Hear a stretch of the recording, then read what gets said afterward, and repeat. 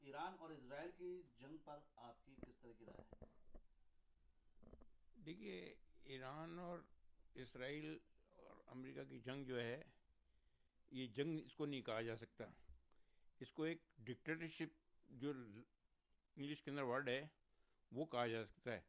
کیونکہ امریکہ جو ہے وہ اپنے حساب سے اپنے انٹرسٹ کے لیے الگ الگ کنٹریز کے ہیڈز کو کیپچر کر رہا ہے، پراپرٹیز کو کیپچر کرنا چاہتا ہے، وہاں جو منرلس وغیرہ جو ہیں ان کے اوپر وہ قبضہ کرنا چاہتا ہے. اس لیے ان کے اوپر وہ جو ہے کہ صاحب میں یہ چاہتا ہوں، آپ یہ کرو گے، آپ یہ نہیں بناؤ گے، آپ یہ نہیں پہنو گے، آپ وہ نہیں کھاؤ گے.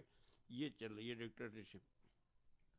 ایران سرووچ نیتا آیت اللہ خامنئی اور کئی بڑے منتری کو امریکہ مارنے کا دعویٰ کر رہی ہے، اس پر کیا کہنا چاہیے؟ دیکھیے، یہ جو حادثہ ہوا ہے خامنئی صاحب رحمۃ اللہ علیہ کے اوپر جو اٹیک ہوا دوران میٹنگ، وہ اس کی جتنی کڑے شبدوں میں نندا کی جائے وہ کم ہے.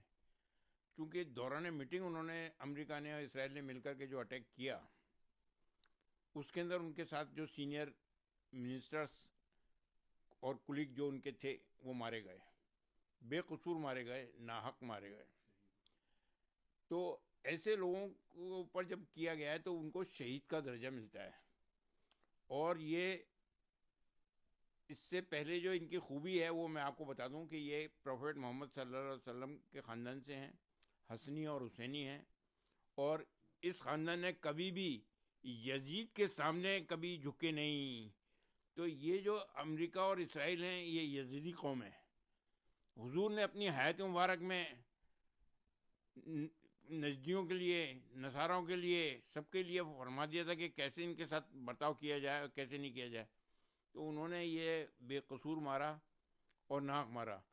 وہ ایران کے سروچ نیتا نہیں تھے، بلکہ پورے ورلڈ کے اندر جتنے اسلامک کنٹری ہیں وہاں پر جتنے شیعہ دھرم کو فالو کرنے والے ہیں ان کے ہیڈ تھے.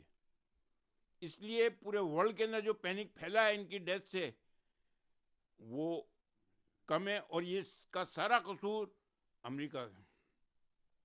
امریکہ اگر کہتا ہے کہ صاحب میں یہ چاہتا ہوں، تو بھائی صاحب یونائٹڈ نیشن کا چارٹ جو ہے نا وہ آپ کو یہ پاور دیتا ہے. جو آپ یہ اس طرح سے ڈکٹیٹرشپ کر رہے ہو کہ صاحب آپ ایٹمک یہ نہیں بناؤ گے، میزائل نہیں بناؤ گے، ایٹمک بم نہیں بناؤ گے، یہ کیا ہے؟ بھارت سرکار سے کس طرح کی اپیکشا؟ دیکھیے، ایران کے ہمیشہ سے بھارت سرکار سے پرانے تعلقات رہے ہیں. پرانی سبھیتائیں جتنی ہیں وہ سب آپ اس کی ہسٹری اٹھا کے پڑھ لو، وہ کیا کہتی ہے اور کیسے تعلقات رہے ہیں. تو میں بھارت سرکار سے بھی یہ اپیکشا کروں گا کہ وہ اس پینک کو ختم کروانے کے لیے اپنے پاور کا استعمال کریں، اور جو شانتی کا پیغام ہمارے یہاں سے صوفی سنتوں نے دیا ہے اس کے اوپر عمل پیرا رہتے ہوئے دیش کے اندر ہی نہیں بلکہ پورے ورلڈ کے اندر جو ہے شانتی قائم کرنے کے اندر اپنا سہیوگ پردان کریں.